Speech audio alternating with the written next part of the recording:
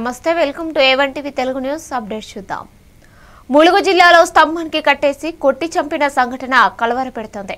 ఏటూరు నాగారంకి చెందిన జాడి సంహేను ములుగు మండలం లాలాయగూడ గ్రామంలో కట్టేసి కొట్టి చంపడం జరిగింది. ఈ ఘటనపై పోలీసులు కేసు నమోదు చేసుకుని దర్యాప్తు చేస్తున్నారు.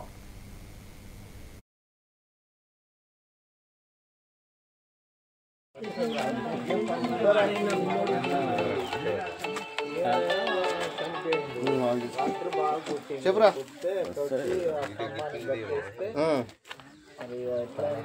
వాళ్ళు ఎక్కడ తెలియదు మనకు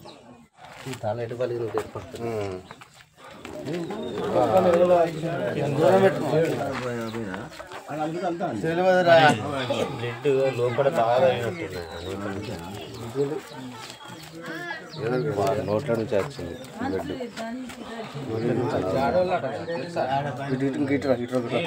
దూరం ఎట్లా కట్టేసింది గిట్టు పక్కన పూరెట్గా పడకుండా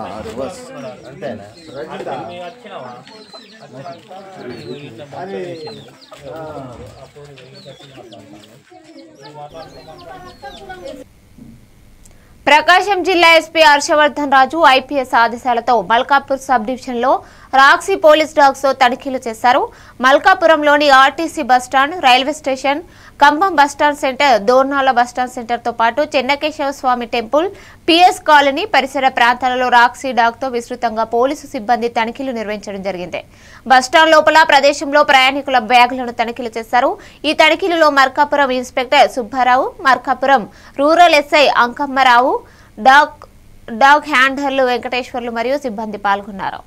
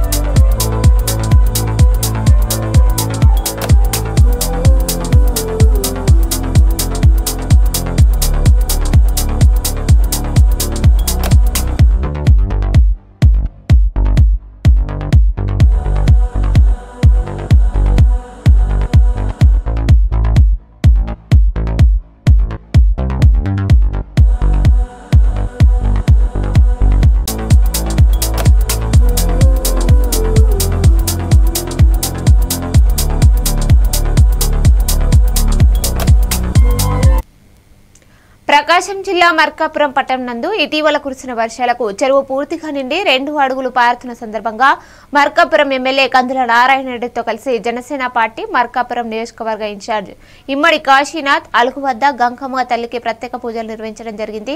ఈ కార్యక్రమంలో Malkapuram market yard chairman Malapati Venkatareddy, Janasena జిల్లా కార్యదర్శి సిరిగిరి శ్రీనివాసరావు, జిల్లా సంయుక్త కార్యదర్శి ఎస్వి సురేష్, తర్లుపాడు మండల అధ్యక్షుల చేతుల మీదుగా శ్రీనివాసులు, జనసేన నాయకులు విజయరావు, నరసింహారావు కార్యకర్తలు పాల్గొన్నారు.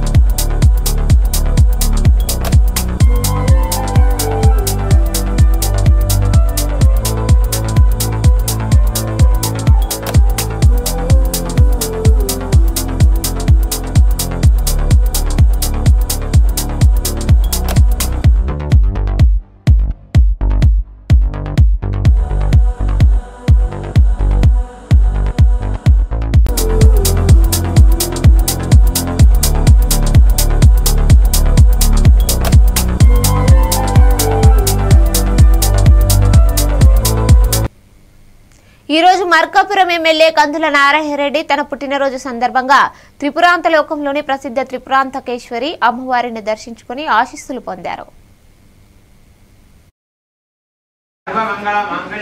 నరదిష్టి దోషమురగాంచాయుష్మాన్ భద్రేంద్రకం ధారయామి భవతి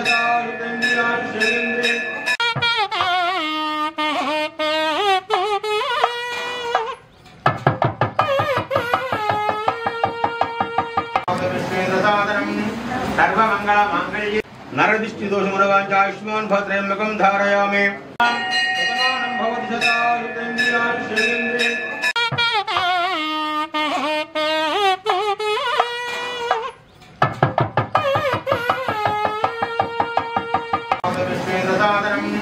సర్వమంగళ మాంగళ్యే నరదిష్టి దోషమునగాంచ ఆయుష్మాన్ భద్రేంబకం ధారయామి శతమానం భవతి శతాయుతేంద్రియాయుషేంద్రియే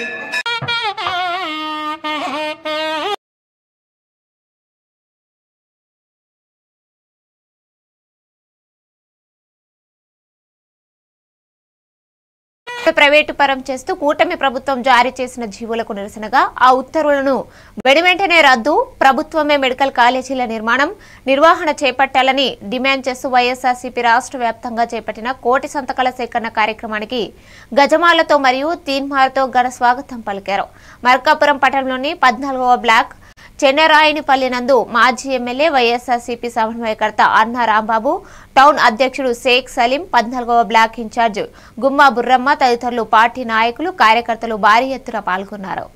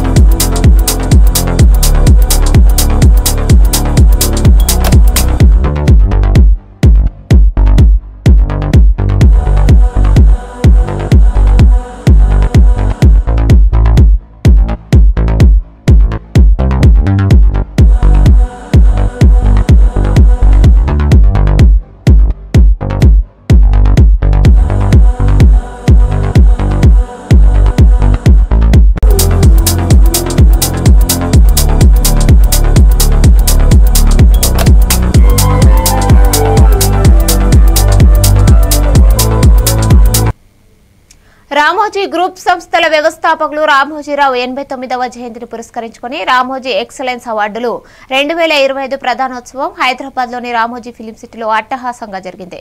ఈ కార్యక్రమానికి హాజరైన తెలంగాణ ముఖ్యమంత్రి రేవంత్ రెడ్డి రామోజీ ఫిలిం సిటీని రాష్ట్రానికి 4 అద్భుతంగా అభివర్ణిస్తూ ప్రశంసలు కురిపించారు.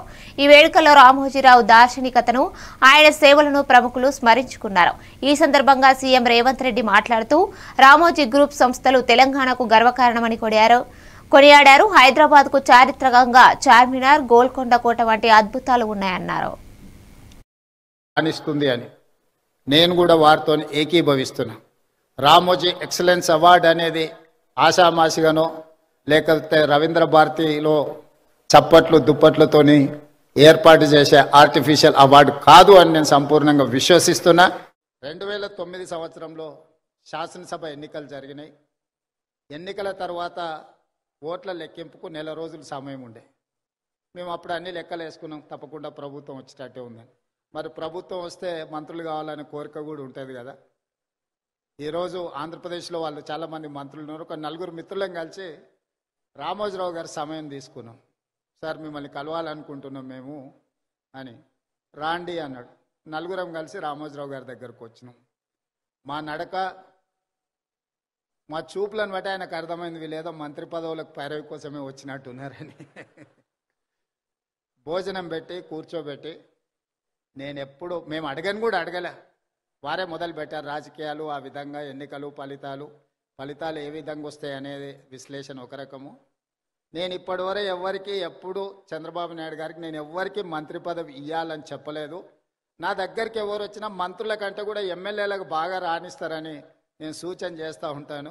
మీ 4 కూడా అదే సూచన అని వారు మాకు అంటే మా మనసులో ఉన్న మాటను గుర్తించి, అంతకుముందు బయట చాలామంది మంత్రివర్గం అంతా చంద్రబాబు నాయుడు గారు, రామోజీరావు గారు చిట్టి పంపిస్తారు, చంద్రబాబు నాయుడు సార్ ఉండేది. సరే రామోజీరావు గారు మా 4లో ఎవరికో ఒక్కరికైనా తప్పకుండా చెప్తాడు అనుకొని మేము వచ్చినాము. నిడదవోలు పట్టణ మున్సిపాలిటీ ఏర్పడి 60 ఏళ్లు పూర్తి కావడంతో వజ్రోత్సవ వేడుకల్లో భాగంగా 5K రన్ అండ్ వాక్ నిర్వహించారు. 5K రన్ అండ్ వాక్ లో ముఖ్య అతిథిగా మంత్రి కందుల దుర్గేష్ పాల్గొని పచ్చ జెండా ఊపి 5K రన్ అండ్ వాక్ ప్రారంభించారు. పావురాలు ఎగరవేసి ఉర్రూతలుగే స్టెప్పులు వేసి ప్రజలు విద్యార్థుల్లో జోష్ నింపారు. మంత్రి దుర్గేష్ పిలుపునిచ్చారు.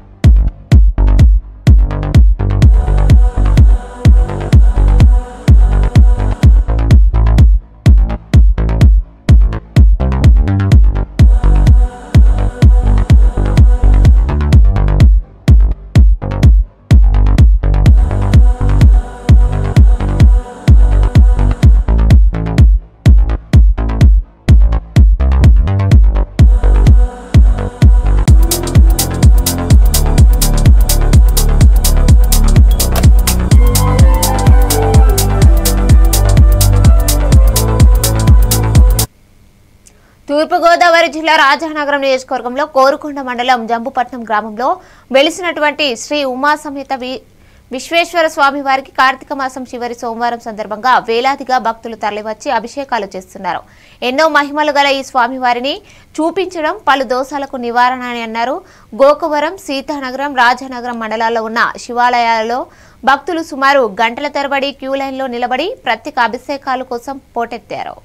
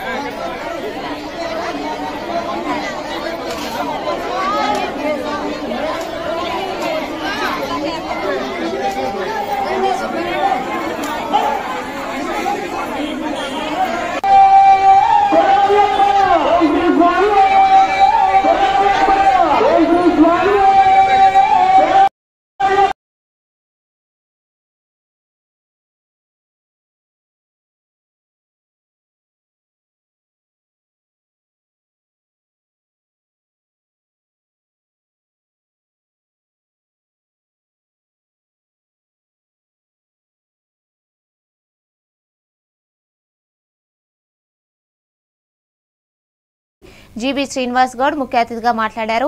గౌడులు రాజకీయంగా ఎదిగే విధంగా ప్రతి ఒక్క గోపా నాయకులు పెద్దన్న పాత్ర పోషించాలన్నారు. ఈ కార్యక్రమంలో మాజీ అధ్యక్షులు డాక్టర్ తాళ్లపల్లి రవి, కార్పొరేటర్ పోషాల పద్మగౌడ్, గోపా మాజీ అధ్యక్షులు బూరా విద్యాసాగర్ గౌడ్ తదితరులు పాల్గొన్నారు.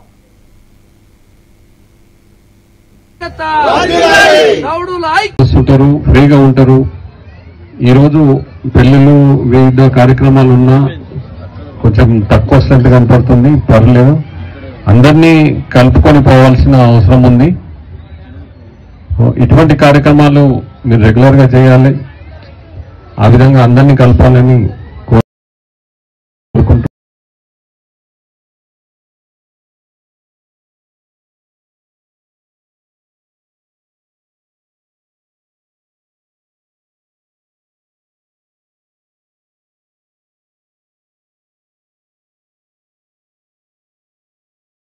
లో గత సంవత్సరంలో జరిగిన లోపాలను ఈ సంవత్సరం పునరావృతం కాకుండా చూడాలని, రైతులు పండించే ధాన్యం మొత్తం కొనుగోలు చేయాలని కోరుతూ ఆంధ్రప్రదేశ్ రైతు సంఘం జిల్లా సమితి అధికారులకు విజ్ఞప్తి చేసింది.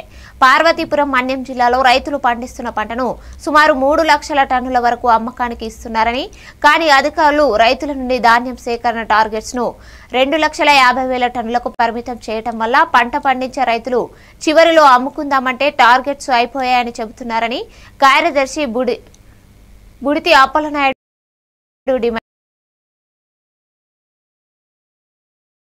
జిల్లాతో పరిచయాలు కూడా ఉన్నాయి, గట్టిగా పనిచేశారు గత ఖరీఫ్ సీజన్లో. మరి ఈ సీజన్లో ఖరీఫ్ సీజన్ సంబంధించి రైతులు సిద్ధమవుతున్నారు. కొనుగోలుకు సంబంధించి 2,50,000 మెట్రిక్ టన్నులు అని చెప్పి టార్గెట్ పెట్టారు. కానీ వాస్తవానికి గత అనేక సంవత్సరాలు అనుభవం కూడా చెప్తాను, చివరి దశ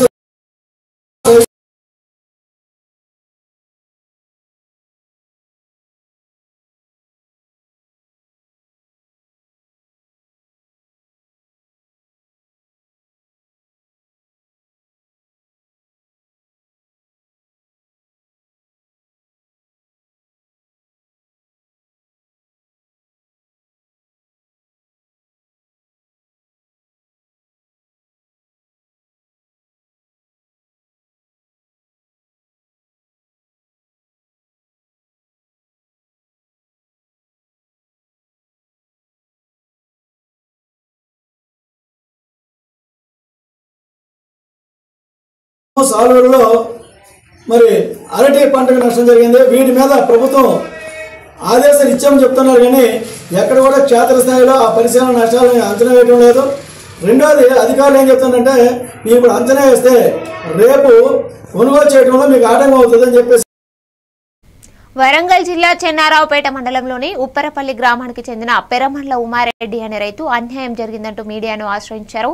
ఈ నేపథ్యంలో ఆయన మాట్లాడుతూ, గతంలో మాకు 10 ఎకరాల భూమి ఉండే, ఆ భూమిని మా ఆర్థిక ఇబ్బందుల వల్ల 2 ఎకరాల పొలం మా భూమి పక్కనే ఉన్న కొర్రె ఇప్పుడు తనకు అమ్మిన భూమిని చదును చేసుకుని గత 30 ఏళ్ల క్రితం పోసిన కట్టని దౌర్జన్యంగా చెడగొడుతున్నారు. తక్షణమే రెవెన్యూ సంబంధించిన ప్రభుత్వ అధికారులు ఇతనిపై చర్యలు తీసుకోవాలని రైతు ఉమారెడ్డి కోరుతున్నారు. ఈ కట్ట గత 40 ఏళ్ల కింద పోసిన కట్ట ఇది వాటర్ ఈ పొలంలో కిందికి వాటర్ రాకుండా పోసిన కట్టను ఇప్పుడు చదును చేసి ఈ భూమి కలుపుకుందామని ఆయన ప్రయత్నం చేస్తున్నాడు. ఎస్ఐ గారి దగ్గరికి కూడా పోయినాం. ఎస్ఐ గారు నా మీదనే కేసు పెట్టిండ్రు, నన్నే దౌర్జన్యం చేస్తున్నాడు. ఎస్ఐ గారు కూడా నా మీదనే దౌర్జన్యం చేసి నీకు అక్కడ కట్ట లేదు బాట లేదు నన్నే బెదిరిస్తున్నాడు. ఈ కొబ్బరి చెట్లు అన్ని బీకేసిండ్రు.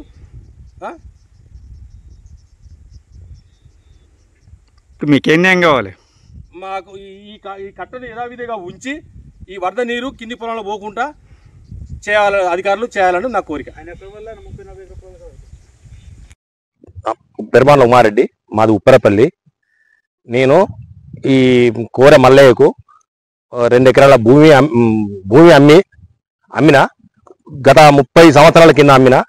ఆయనకు ఇక్కడ బాట లేకుంటే నాకు బాట కావాలని ఆయన మన పంచాయతీకి వచ్చిండు. పంచాయతీకి వస్తే మేము పోలీస్ స్టేషన్ పోయినాం. పోలీస్ స్టేషన్ పోతే మా మీద కేసు చేస్తా అన్నాడు. కేసు చేసిన తర్వాత 4 పెద్ద మనుషుల ముందు మాట్లాడుకోమన్నాడు. 4 పెద్ద మనుషులు కూడా ఈ పంచాయతీ ఏం చేయలేకపోయిన తర్వాత కూడా ఎస్ఐ గారు మళ్ళీ నన్ను పిలిచి నేను బైండ్ ఓవర్ చేస్తా, అది చేస్తా, ఇది చేస్తా అని నన్ను బెదిరిస్తాడు. మళ్ళా తర్వాత నన్ను బైండ్ ఓవర్ నన్ను ఒక్కనే చేసి మళ్ళా అక్కడి నుంచి వాళ్ళ మనుషులను పంపించి మన కూరమల్లయ్య మనుషులను పెద్ద మనుషులను తీసుకొని వచ్చి ఎస్ఐ గారి ప్రోద్బలంతో ఇగో నాకు ఈ కట్ట మొత్తం తీసిండ్రు. ఇది నాకు ములుగు జిల్లా కేంద్రంలో కొత్తగా పైలట్ ప్రాజెక్టుగా అంగన్వాడీ కేంద్రాల్లో 3 నుండి 6 సంవత్సరాల ప్రీ స్కూల్ పిల్లలకు ప్రతిరోజు 100 మిల్లీలీటర్ల పాల పంపిణీ కార్యక్రమానికి మంత్రి ధనసరి అనసూయ సీతక్క, జిల్లా collector Divakar TS, ITDA PO Chitra Mishra, అదనపు కలెక్టర్ రెవెన్యూ సిహెచ్ మహేందర్, జి గ్రంథాలయ సంస్థ chairman Ravichander, market committee chairman Rega Kalyani, ఆత్మ కమిటీ చైర్మన్ రవీందర్ రెడ్డిలతో కలిసి ప్రారంభించారు. ఈ కార్యక్రమంలో డిడబ్ల్యూఓ తులరవి, సిడిపిఓ శిరీష, అంగన్వాడీ టీచర్లు, ప్రజాప్రతినిధులు పాల్గొన్నారు. దళితులు, బహుజనులు జిల్లా, అక్కడ ఉన్నటువంటి జిల్లా, ఇక్కడనే పౌష్టికారం లేక ఇబ్బంది పడుతున్నటువంటి జిల్లా. కాబట్టి ఇక్కడ ఫస్ట్ ప్రయోగం చేసి వీళ్ళను బలోపేతం. అనేక మారుమూల అటవీ గ్రామాలు ఉన్నటువంటి జిల్లా. అక్కడ పౌష్టికార లోపం కూడా చిన్నపిల్లలలో ఎక్కువ ఉన్నది. దీంతో ఈరోజు పైలట్ ప్రాజెక్ట్ కింద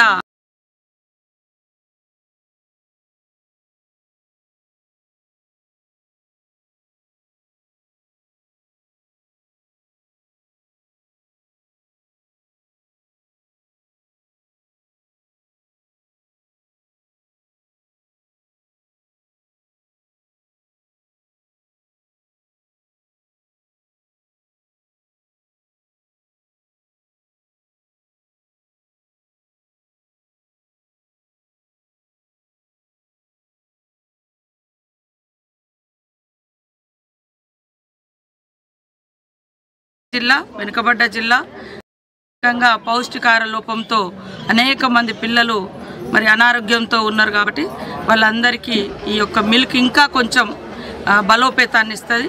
మన ఫుడ్లో కూడా చేంజ్ చేసి తీసుకొచ్చినాం. ఎగ్తో పాటు ఎగ్ బిర్యానీ కానీ కిచిడి లాంటివి ఇవన్నీ కూడా తీసుకొస్తున్నాము. అట్లా బాలామృతం కూడా చాలా స్వీట్ ఉండేది గతంలో, దాన్ని కూడా కొద్దిగా తగ్గించిన స్వీట్ షుగర్ క్వాంటిటీ కొంచెం తగ్గించి ఇస్తూ ఉన్నాం. దీన్ని చూసి ఇంకా పిల్లలలో ఏం మార్పు వచ్చిందని ఆ కేస్ షీట్ లాగా ఒక్కొక్కరి డాటా తీసుకొని దానికి అనుగుణంగా పెంచుతాం.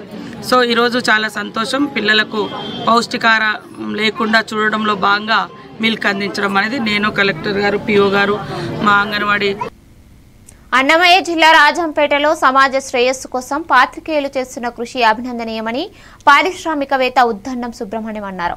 జాతీయ పత్రికా దినోత్సవం సందర్భంగా మండల కేంద్రంలోని తాళ్లపాక హరిత రెస్టారెంట్ మినీ ఫంక్షన్ హాల్లో రాజంపేట కేంద్రంగా పనిచేస్తున్న ప్రింట్ అండ్ ఎలక్ట్రానిక్ మీడియా ప్రతినిధులకు శాలువాతో ఘనంగా సత్కరించి నూతన డైరీని అందజేశారు.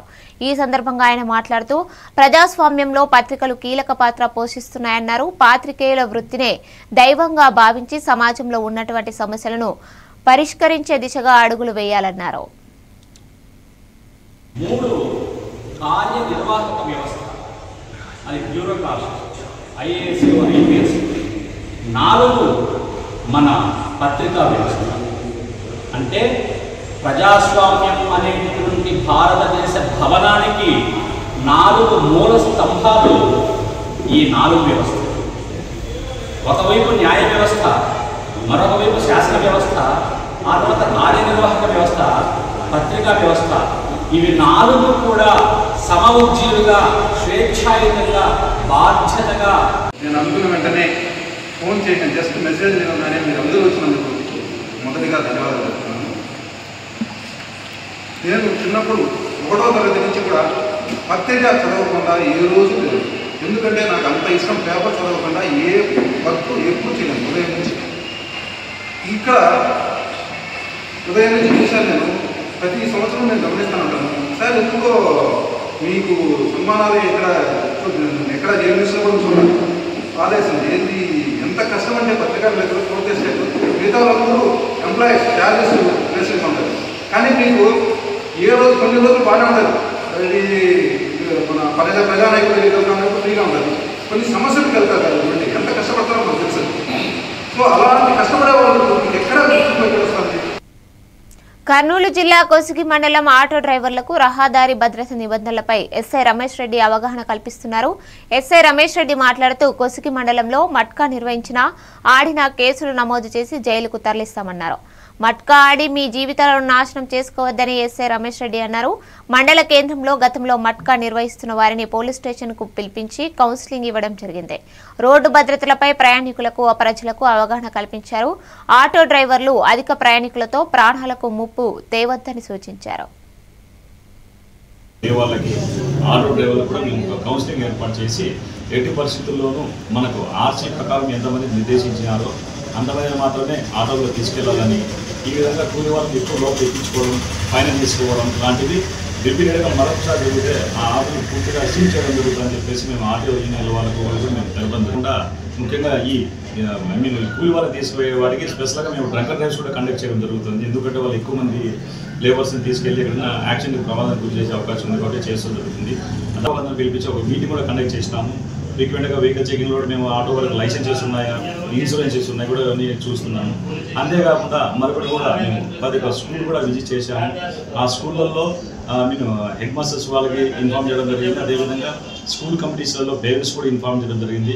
ముఖ్యంగా ఏంటంటే ఈ స్టూడెంట్స్ కూడా ఆటోలలో ఎక్కువ స్కూల్స్కి ఎక్కువ మంది వస్తూ ఉన్నారు.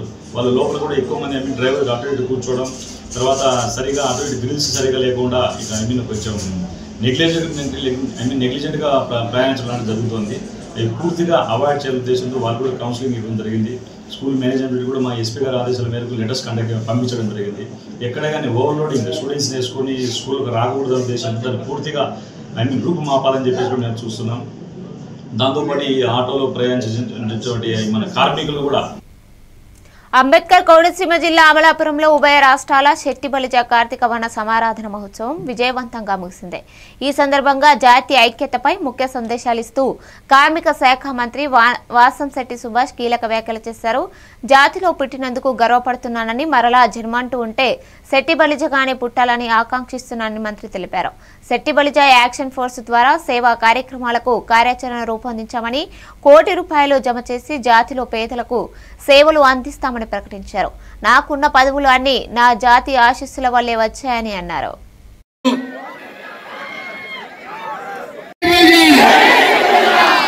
వేదికపై ఉన్న పెద్దలు, అలాగే పొలం మీద ప్రేమతో లక్షలాదిగా కదిలొచ్చిన మీ అందరికీ కూడా శిరస్సు వంచి నమస్కారాలు తెలియజేసుకుంటా ఉన్నా.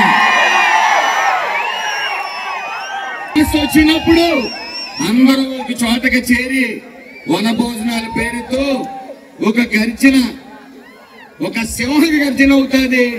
అది లాస్ట్ 3 సంవత్సరాల్లో మనం ప్రూవ్ చేశాం. కోనసీమ అల్లర్లు జరిగినప్పుడు కులంలో చాలా మంది అమాయకులు ఇరుక్కుపోయారు కేసుల్లో.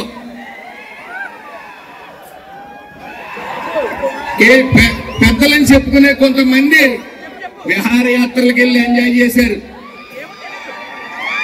ఆ రోజు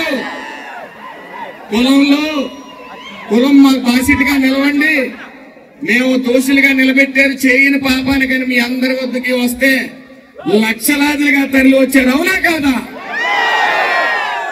ఆ సింహగర్జనతో ఇవి అప్డేట్స్ చూస్తూనే ఉండండి A1 TV తెలుగు న్యూస్.